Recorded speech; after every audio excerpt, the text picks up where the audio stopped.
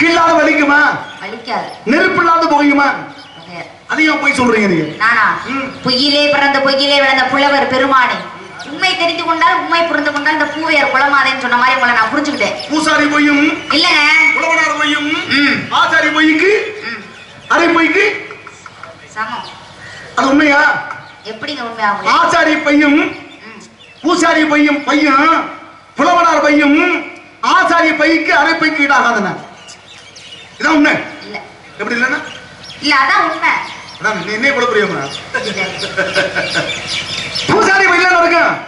பூசாரியில என்ன விபூதி இருக்கும்? பூசாரி பையில விபூதி இருக்கும். ஆமா. புலவனார் பையில கவி புத்தகம் கூட இருக்கும். 7 எழுத்தாணி இருக்கும். இருக்கும் புத்தகம். ஆசாரி பையில ஆணி எழுத்த அந்த அணி அச்சாணி எல்லாம் இருக்கும். ஆசாரி பையில ஆசாரில மரக்கட்டை அந்த மாதிரிலாம் இருக்கு. மரக்கட்டை எந்த ஆசாரி? எந்த ஆசாரியை சொல்றீங்க நீங்க? ஆசாரில பல ஆசாரி இருக்காங்க. ஆமா, நீங்க எந்த ஆசாரியை சொல்றீங்க? ரகசியங்கள் தெரியுமா? அதே நான் தங்கத்தெல்லாம் வச்சிருப்பாங்கல்ல. நம்முடைய மருமகளுக்கு நம்முடைய மயமுண்டாட்டிக்கு கல்யாணம் தாலி செய்யணும்.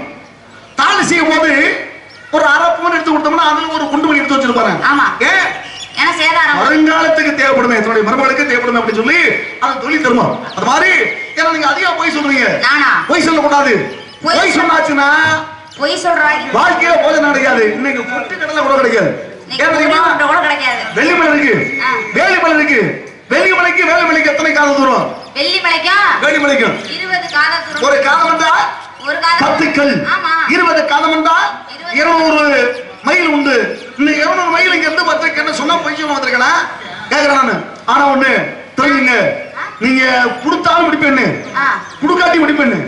ஏன்னா வாதி பிரதிவாதினா வாதி பிரதிவாதினா காரணம் என்ன அப்படின்னா எத்தனை பேர் ஆசைப்பட்டாச்சுன்னா ஆசை வந்து அழிவுக்கு காரணம் என்ன? ஆசை அழிவுக்கு காரணம். இதுல பெண்களும் அதிகமா ஆசைப்படுவாங்க. என்ன சொல்ற தெரியுமா? தன்னம் தரும் கல்வி தரும் ஒரு நாளும் தளர்வரியா மன்னம் தரும் தெய்வ வடிவம் தரும் தெய்வ வடிவம் தரும் அன்பர் என்பவர்க்கே கணம் தரும் பூங்குழலால் அபிராமி கடை கண்களே. இப்ப தனம் தரும் வச்சுக்கோங்களே, அறிவே இல்லாதவனுக்கு பணம் வந்துச்சுன்னா அது அணுகுண்டை விட ஆபத்தாயிரும். அதனாலதான் அடுத்த வார்த்தை சொல்லிட்டாங்க கல்வி தரும். ஒரு மனிதனா பிறந்தோம் அப்படின்னா கல்வி எல்லாருமே கற்க வேண்டும். அதனாலதான் கல்வி தரும், தன்னம் தரும், கல்வி தரும். ஒரு நாளும் தளர்வரியா மனம் தரனா எதையும் தையக்கூடிய மனசு கண்டிப்பா மனிதனுக்கு இருந்தே ஆகணும். நல்லது நடந்தாலும் அதுக்கு ஈடு கொடுக்க தெரியணும், கெட்டது நடந்தாலும் அதுக்கு ஈடு கொடுக்க தெரியணும். அப்ப எதையுமே தாயக்கூடிய மனசு மனிதனுக்கு கண்டிப்பா வேணும். அதனாலதான் எதையும் தாயக்கூடிய மனசு. நான் கேக்குறேன், மனிதனுக்கு தேவையான ஒரு அவசியம் என்ன? கல்வியா செல்வமா வீரமா? கல்வியா செல்வமா வீரமா? அது பாரு, அது பாரு. ஆமா, மனுஷனுக்கு அவசியம் என்ன? கல்வி தேவையா, வீரம் தேவையா, செல்வம் தேவையா? நிம்மதி தாங்க தேவை. நான் அது பிரச்சனை இல்லை. ஆமா, இது மூணுல எது பிரச்சனை? இது மூணுமே பிரச்சனை யாரு? கல்வி இருந்தா, ஏன்னா செல்வம் சென்று கொண்டே இருக்கும், வீரம் தூண்டு கொண்டே இருக்கும். ஆனா கல்வி மட்டும்தான் கடை எல்லை வரைக்கும் இருக்கும். அதனால கல்வி கட்டுறதுனா அது பிரச்சனை இல்ல. கல்வி மட்டும் கடைசியில் இருந்தா போதுமா? படிச்சு மட்டும் பக்கத்துல பட்டம் போட்டுட்டா போதுமா? அப்படி இல்லங்க. அந்த திறமையை வெளிக்கொண்டு வரதானே நம்ம அடுத்து மேல போறபடியா வேற போக முடியும். எல்லாரும் பல பேர் இருக்காங்க. ஆமா, கல்லாதவங்க பல பேர் இருக்காங்க. கண்டிப்பா. கல்வி கண்திறந்த காமராஜர். எப்படி? கல்வி கண்திறந்த காமராஜர். காமராஜர் அவரெல்லாம் படிக்கவே இல்ல. இல்ல, அவர் படிக்கவே இல்ல. அது காரணம் வேற. ஆமா, அது அறிவு நமக்குள்ள. ஆமா, மாந்திரிக்கு கத்து உத்தரவு. ஏங்க ஒரு குழந்தை வந்து கேள்வியான வருதா, ஆத்மஞான வருதா, அறிவியான வருதா, இல்ல அனுபவம் வருதா? என்ன சரி, எது பெருசு? ஆத்மஞானம் பெருசா, ஆத்மஞானம் வருதா, அனுபவம் ஞானம் வருதா, இல்ல அறிவிஞானம் வருதா? இல்லங்க, அனுபவமே நிறைய கத்துறது. என்ன உலகத்துல சொல்லுது? கற்றலில் கேட்டலே நன்று. படிச்சத காட்டிலும் அடுத்து சொல் விஷயத்தை கேட்டோம்னா அது செவி. இப்பயும் பாருங்களே, ஒவ்வொரு விஷயத்தையும் நம்ம கேட்டோம்னா வச்சுக்கோங்களேன். இப்ப இந்த பிரம்ம முகூர்த்தத்துல இந்த ராமாயணம் மகாபாரதம் இந்த மாதிரி நல்ல புராணங்கள் கதைகள் எல்லாம் நம்ம பேச பேச நமக்கு அந்த தேவர்கள் மூவர்கள் எல்லாமே உங்களுக்கு காதுகள் செவிகளுக்கு நல்ல இதமா தேன் மாதிரி இருக்குமா. நம்ம அந்த தமிழை பேச பேச தமிழை சரிவர பேச வேண்டும். கண்டிப்பா தமிழ்ங்கிற வார்த்தையை உச்சரிச்சாதான் தெய்வம் அனுக்கிரகம் கிடைக்கும். ஆமா, தமிழ் நம்மனா அது எப்படிங்க சிறப்பானது? தமிழ்னா எப்படி கசட தவறா எழுத்து ஒண்ணுதான். ஆமா, இல்ல லானா இருக்கு பள்ளினா மெல்லினா இணையணும். ஆமா, இன்றத பாருங்க எங்கனமான எழுத்து சொல் பொருள் யாப்பு அணி அதெல்லாம் இருக்கு. இது விஷயம்.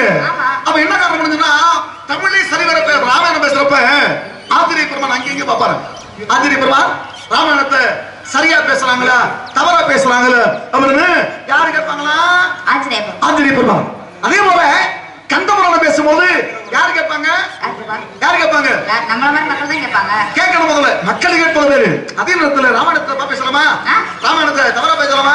எப்படிங்க பேச முடியும்? ராமாயணத்தை எப்படி தவறா பேச முடியும்? தவறா பேசணும். நியாயப்படுத்தி பேசணும். நியாயப்படுத்தி தவறா பேசலாம். அப்படிதானே? தவறுனா எப்படி? நெற்றிகன் தரப்பிலும் குற்றம் குற்றமே. ராமன் இருக்காரு. ஆமா. ராமனுக்கு எதிரி யாரு? ராவணன். ராவணனை கொண்டவன் யாரு கேட்ட யாரும் சொல்லுவீங்க? ராவணனை கொண்டவன் யாரு கேட்ட யாரும் சொல்லுவீங்க? அது கண்டிப்பா ராமன் கிடையாது. எப்படி? ராமன் கிடையாது. இல்ல யாரு? யாரு? ராவணனுக்கு தம்பி என்று சொல்லக்கூடிய ஒருத்தர் இருக்கார். விபீஷணன். கண்டிப்பா. சரி. அவர் இருக்கார். நீங்க சரியா சொல்றீங்க. நீங்க வந்து நான் என்ன சொல்ல வரேன்னு வச்சுக்கோங்களேன். என்னதான் நம்ம இருந்தாலும் திருடுறாங்கன்னு வச்சுக்கோங்க ஒருத்தவங்க. நீங்களே திருடுறீங்க. இப்போ மான்குட்டி நானே தர முடியாதுன்னு சொல்லிட்டேன். இல்ல நானே தர முடியாதுன்னு சொல்லிட்டேன். நீங்க ஒருவேளை என்கிட்ட கேட்காம திருடிட்டு போயிட்டீங்க. அப்ப ஒருவேளை உங்களுக்கு திருட தூண்டுனவங்க பாத்தீங்களா? திருடவங்களை விட திருடனை தூண்டுறவங்களுக்கு தான் தண்டனை கொடுக்கணும். ஏன் தெரியுமா?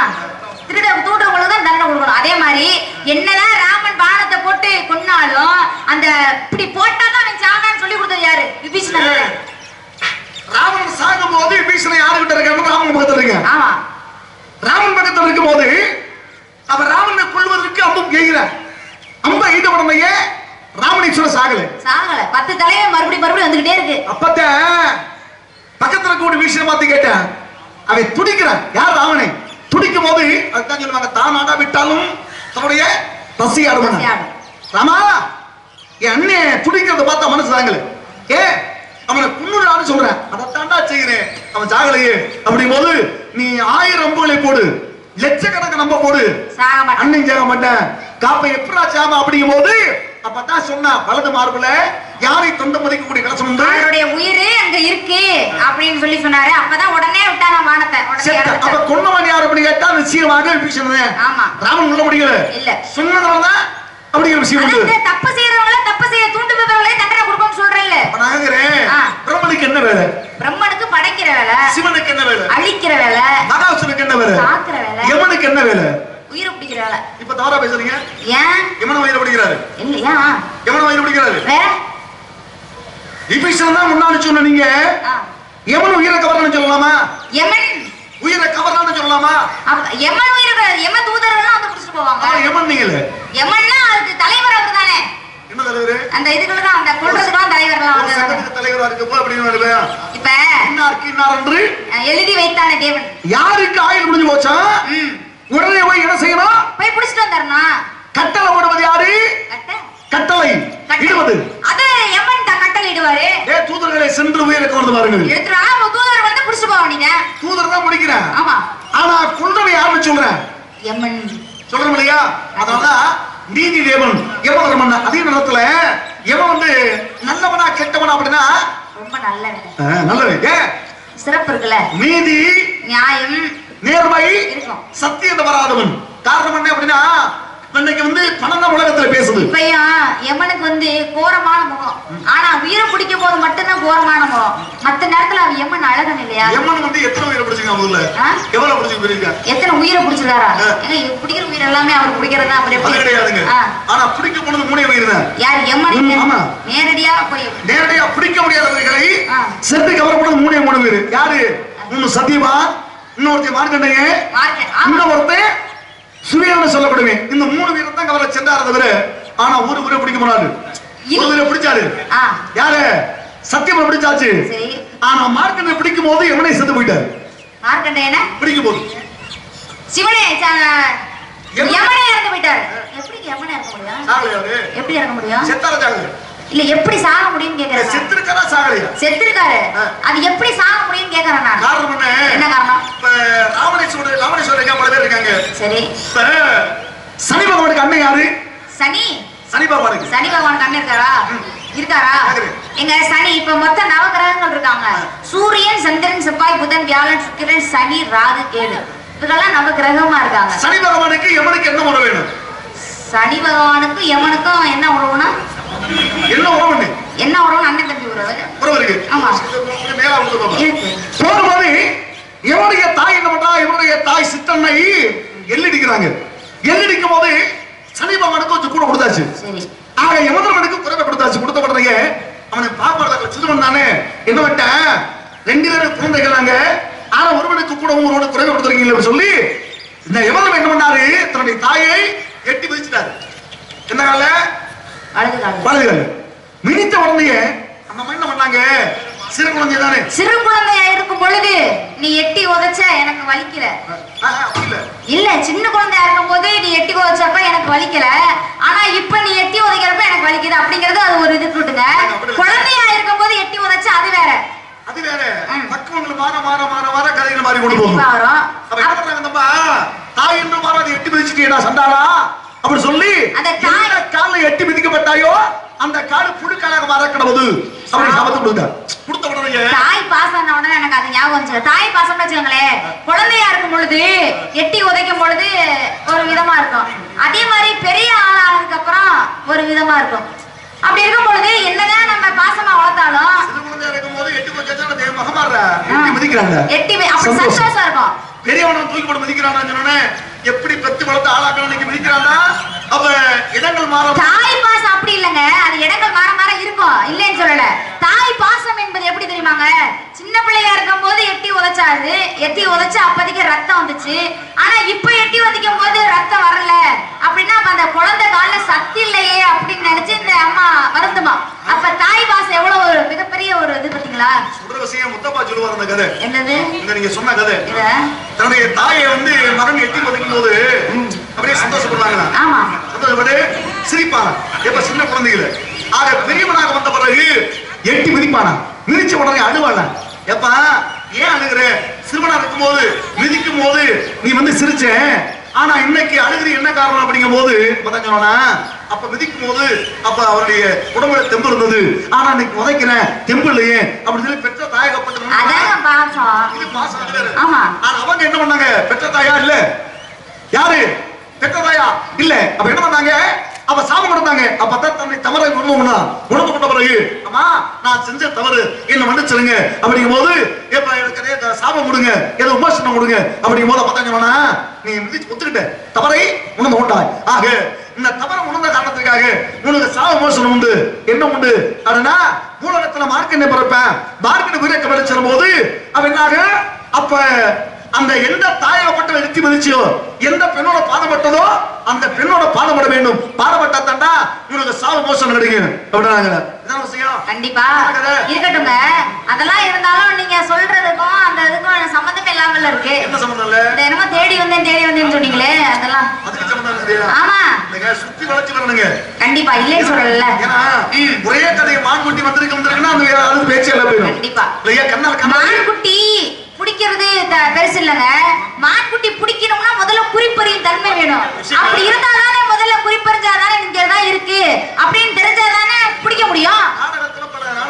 கண்டிப்பா ஹரிச்சந்திரா இருக்கு, ராமாயணம் இருக்கு, ஹரிச்சந்திரா பாத்திரங்கள் உண்டு. ராமாயணத்துல ராமாயண கதை மட்டும்தான் பேசுவாங்க. அதே மாதிரி ஹரிச்சந்திர மாயணத்துல ஹரிச்சந்திரா மட்டும் தான் பேசுவாங்க. சத்தியவன் சாமித்திரன அது மட்டும் தான் பேசுவாங்க. இப்ப நான் கேக்குறேன், நூல்கள் மொத்தம் எத்தனை? நூல்கள் 18. அது ஆமா. மதம் எத்தனை? மதம்னா எத்தனை நிறைய மதம் இருக்குங்க. 3 மதம் உண்டு. சரி, இந்து முஸ்லிம் இஸ்லாமியம். இந்த இந்து மதத்துக்கு என்ன நூல்? பகவத்கீதை. இந்துக்கு ஆமா. கிறிஸ்தவத்துக்கு அது பைபிள்.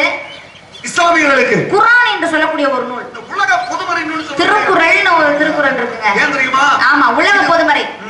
இந்த உலகத்திலேயே எல்லா மொழி எத்தனையோ மொழிகள் இருக்கு, எல்லா மொழியிலுமே பெயர் பெற்றிருக்க ஒரே நூல் என்ன அப்படின்னா அதுதான் திருக்குறள். கண்ணன் இருக்கானே உங்க தலைவருடைய முருகப்பெருமான், அவருடைய புராணத்தை பார்த்தா அவனுக்கு மட்டும்தான் பெருமை சேர்த்துப்பாங்க. கண்டிப்பா விநாயகர் புராணத்தை பார்க்கும்போது அவருடைய பெருமை மட்டும் இருப்பேன். ராமாயணம் படிக்கும் போது இது மட்டும். ஆனா இதுல வள்ளுவனுடைய பெருமை இருக்காதுல இருக்கா? இல்ல, அவருக்கு மட்டும் பெருமை இருக்கா? கிடையாது. உலகத்துல என்னென்ன நடக்குதோ எல்லாத்தையுமே அடக்கிய ஒரு நூல் அப்படின்னா அது திருக்குறள். அது மட்டும் இல்லங்க, ஏன்னா திருக்குறள் 1330 குறள், 133 அதிகாரம் அப்படின்னு நம்ம சொல்றோம். இந்த உலகத்திலேயே தாய் தந்தையர்கள் உறவை விட மேன்மையான உறவு அப்படின்னா அது நட்பு உறவு அப்படின்னு சொல்லியிருக்காரு. யார் அப்படின்னா வள்ளுவரே சொல்லியிருக்காரு. வள்ளுவரே வந்து தாய் தந்தையர்கள் உறவை விட மேன்மையான உறவு நட்புறவு. நட்புறவு கொண்டவர்களுக்கு நல்ல பழமைதான் அதாவது துரியோதனனும் கர்ணனும், ராமனும் குகனும், அவ்வையும் அதியமானும், பாரியும் கபிலரும், கண்ண பரமாத்மா, குலசேகரன், தியாகராஜ சுந்தர் இவங்களெல்லாம் நட்புக்கு இலக்கணம் வகுத்தார்கள். ஆனா திருக்குறளை பொறுத்த வரைக்கும் இந்த திருவள்ளுவர் என்ன செஞ்சிருக்காருன்னா ஒரு 133 அதிகாரம், ஒரு அதிகாரத்துக்கு 10 பாட்டு. ஆனா 5 அதிகாரம் வந்து நட்புக்கு மட்டுமே கொடுத்திருக்காரு. 50 பாடல்கள் வந்து ஒரு ஏன்னா கடுகை துளத்து 7 கடலை புகட்டி குறுக தரித்த குறள் அணுவை அந்த மாதிரி ஒரு விஷயத்துல இருக்கும்போது ஒரு குறளுக்குள்ள அந்த ஒரு அணுக்குள்ள வந்து உலகத்தையே 7 கடலை புகட்டணும்னா அப்ப 50 குறளுக்குள்ள எவ்வளவு விஷயத்தை அவர் புகட்டிருப்பார். அப்ப எவ்வளவு பெரிய சிறப்பா பழைமை, தீ நட்பு, கூடாத நட்பு, நட்பு நட்பாராயுது ஆகிய 5 நட்பு உறவுகளுக்குமே மிகப்பெரிய பழமையான ஒரு சக்தியை கொடுத்திருக்காரு. நட்புக்குன்னு தனியா இலக்கணம் வகுத்தவர் யார் அப்படின்னா அந்த திருவள்ளுவர் அப்படிங்கறதுல மிகப்பெரிய சிறப்பு இருக்கு. ஆமா, அதனாலதான் இன்னைக்கு உலகத்துல மனிதனுக்கு செலவழிச்சிருப்பாங்க. எத்தனை அடி செலவுனா இன்னைக்கு 7 அடி 8 அடி இருப்பாங்க. 133 அடியில செலவச்சது அதிகாரத்தையும் அந்த தனியாக்க முடியல. அது யாரு செஞ்சது தெரியுமா? யாரு செஞ்சதா? நம்முடைய பகுதியை சேர்ந்தவர்கள். சிவகங்கை மாவட்டத்தில் இருக்கக்கூடிய அற்புதமான தேவட பக்கத்தில் இருக்கக்கூடிய எழுவங்கோட்டையில பிறந்த கணபதி சபசிங்கிறவர் தான் இன்னைக்கு ஒரு ஒரு காரணம் உண்டு. அது மாதிரி மனிதனுக்கு சொன்ன நூல் திருக்குறள், மனிதன் தெய்வத்துக்கு சொன்னது திருவாசகம், தெய்வனுக்கு சொன்னது திருக்குறள், தெய்வ தெய்வத்துக்கு சொன்னது ஓம் என்ற யார் சொன்னது? அது பெருமான் முருகப்பெருமான் உங்க கடவுள் சொன்ன வார்த்தை இது. அது மாதிரி தொட்டு விட்டோம்னா புராணங்களை படிக்கும்போது பழாப்பழம் மாதிரிங்க போயிட்டே இருங்க. அது மாதிரி உங்களை பார்க்கும்போது 2 பேர் சேரணும். சேர்ந்ததான் தமிழை பேச முடியும். தமிழை பேசுவதற்கு 2 பேர் சேரணும். ஆனா தனியா பேசணும் என்ன ஆகும்? அது மாதிரி நடக்க முடியுமா? இயல், இசை, நாடகம், பேச்சு, இசை என்பது நாடகம்னா நடிப்பு. நடிக்க தெரியுமா? நல்லாவே நடிப்பேன். நீங்க பெரிய சந்திரமதி சாவித்திரி. நீங்க ஏன் சந்திரமதி சாவித்திரி மட்டும் தான் நடிப்பாங்களா? நாங்களாம் நடிக்க மாட்டோமா? உலகமணி நாடக மேடையில் நான் ஒரு நடிகன் தான். கண்டிப்பா நடைமுறை பாமணினா அது மாதிரி என் புத்திருக்கு பிடிப்பதற்கு நீங்க தாரம்னு சொல்லுங்க. அது என்ன தார? ஏன் தருகிறோம் சொன்னா ஒத்துக்க மாட்டீங்களா? ஏன் தாரம்? அது என்ன தருகிறோம் சொன்னா ஒத்துக்க மாட்டீங்களா? கொஞ்சம் மட்டும் ஒரு ஜான் கூட இருந்து நடத்தீங்கன்னு வச்சுங்க, உலகத்தை வித்துருவீங்க. தாரம்னு தவறுங்கிறீங்களா? ஏன் தருகிறோம் சொன்னா அது என்ன தாரம்? வாய்க்காய் பேசலாம், ரொம்ப அதிகம் பேசலாம், குடும்பம் வழங்கமா? அது என்ன தாரம்? ஏன் தருகிறோம் சொன்னா ஏன் தந்துட்டு போறேன்? அதுல இருக்கு என்ன இருக்கு? தவறுங்கிறீங்களா? அப்புறம் எப்படி அது ஏன் சொல்றீங்க நீங்க? தாரம்னா தவறா? ஏன் சொல்றீங்கன்னு கேக்குறேன். நான் ஒரு விஷயம் கேட்கறேன், சொல்லுவீங்களா? சொல்லுங்க. மறுபடியும் ராமாயணத்துக்கு வருவேன். சொல்லுங்க. சீதாதேவி வீட்டுக்கு போனது யாரு? சீதாதேவி வீட்டை சென்றது அது ஆஞ்சநேயர் வீட்டு வந்தார். ஆமா, வந்துட்டாரு. அவனுக்கு அந்த சீதா ஆஞ்சநேய பெருமானுக்கு என்ன மாலை போட்டாங்க? சீதா என்ன மாலை? சீதை என்ன மாலை கொடுத்தாங்க? என்ன துளசி மாலையா? வெற்றிலை மாலை கொடுத்தாங்க. வெற்றிலையா வெற்றிலை? ஆமா, இதான் இருக்க இந்த தமிழக வெற்றிலை. இப்போ ஒரு பையன்ட்ட கொடுத்து காசு கொடுத்து போயிட்டு வாங்கிட்டு பாக்குறோம். போய் கடை வெற்றிலை வாங்கிட்டு சொல்றோம் இல்லையா? கண்டிப்பா சொல்றேன். வெற்றிலை வாங்கி வரங்க பெரிய இலக்கணம் படிச்ச ஒரு என்ன? ஆமா, சொல்ல மாட்டாங்களா? சொல்லுவாங்கல்ல. அது மாதிரி நடைமுறை பேசுது. என்ன தாரம்னா நான் கேக்குறேன். எங்க தாரம் என்றால் தமிழ்ல மனைவின்னு பேரு இருக்கட்டுமே.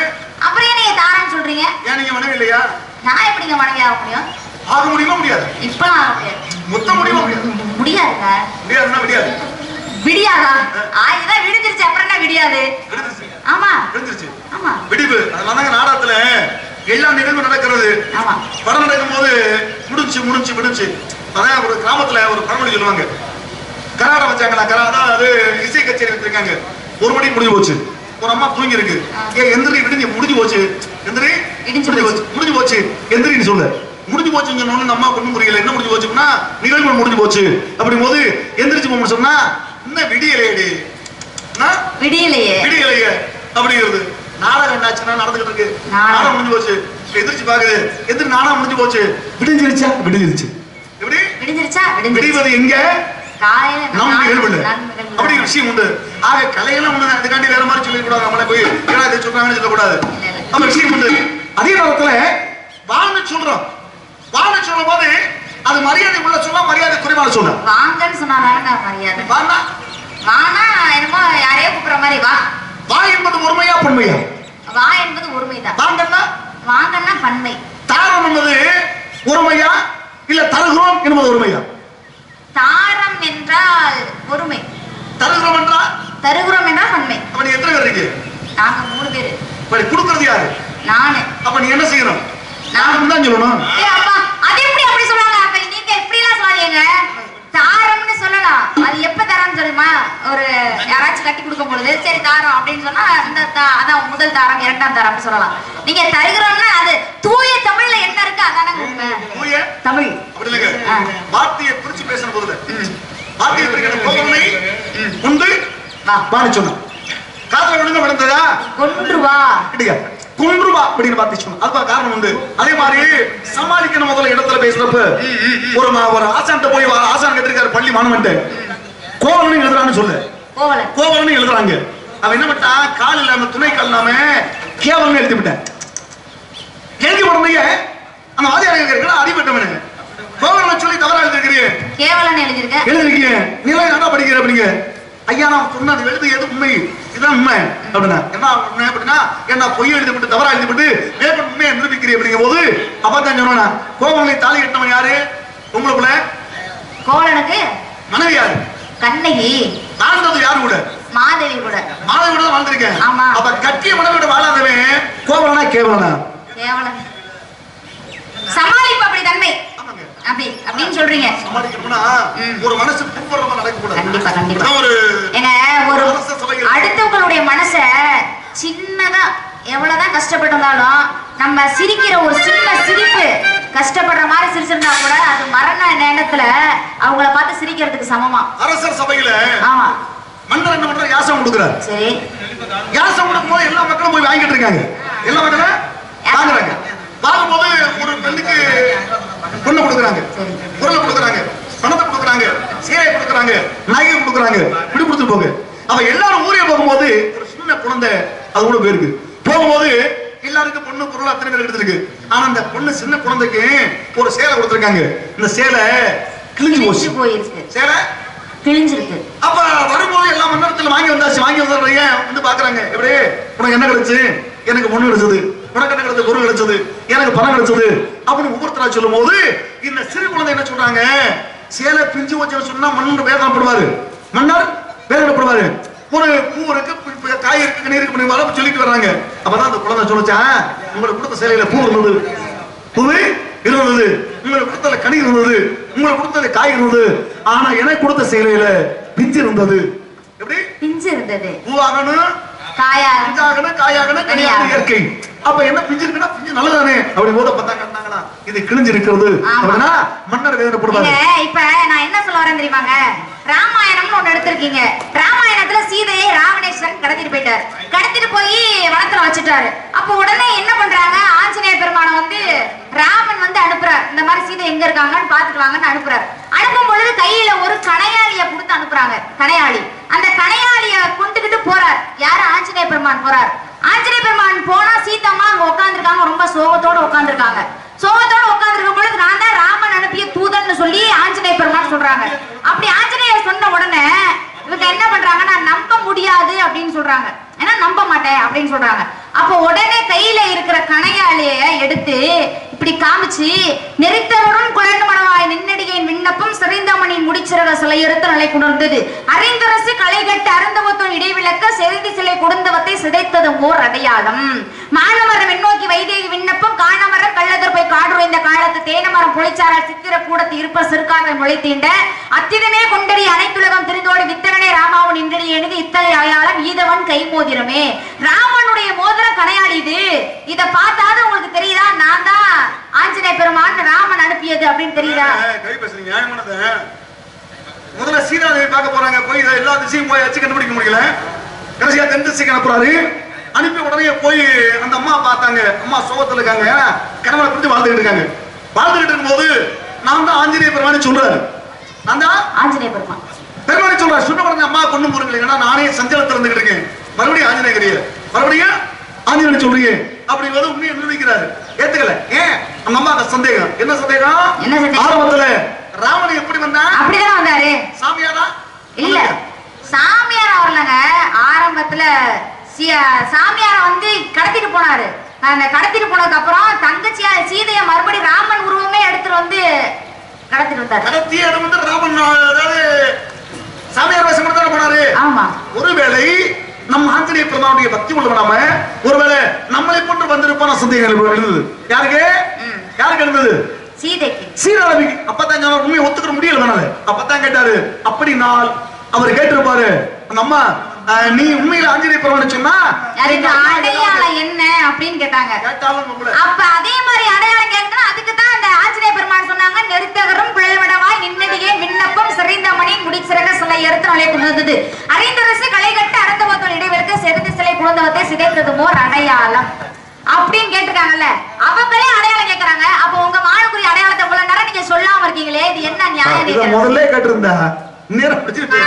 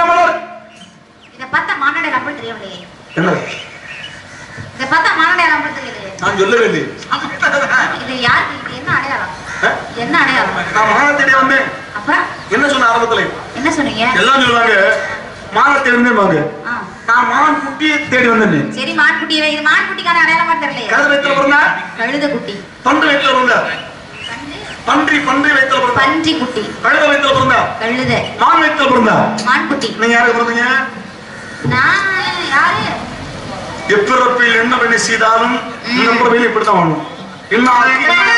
எழுதி கடைசியில் தர்மமே வெல்லும். அப்ப நீங்க மாமயத்தில் வந்து வட்டி மான்குட்டி அம்மா மக என் மாமே பள்ளி